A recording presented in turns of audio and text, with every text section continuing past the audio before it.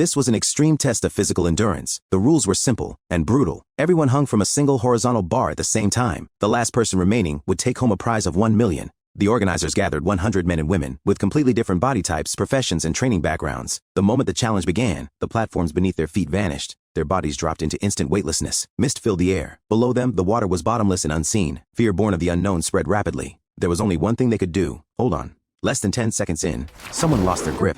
The cruelty of the competition was exposed immediately. Not long after, the second person fell. He was a heavyweight contestant, heavily muscled, but his weight became his greatest burden. The third to drop out was an older fitness model. She clenched her teeth and endured for a long time, but with blood unable to circulate back properly. Her hands slowly went numb. Second by second, time passed. Fewer and fewer people remained on the bar. Pain was written clearly on every face. Some shouted encouragement to themselves, but soon, more contestants began to fall. Each splash into the water made those still hanging even more tense. Fear kept reminding them, once you let go, it's over. The competition entered its final stage. Only 3 people remained. One female gymnast conserved her strength by hooking one foot around the bar. However, in the instant she tried to change positions, she made a mistake and became the third to last to fall.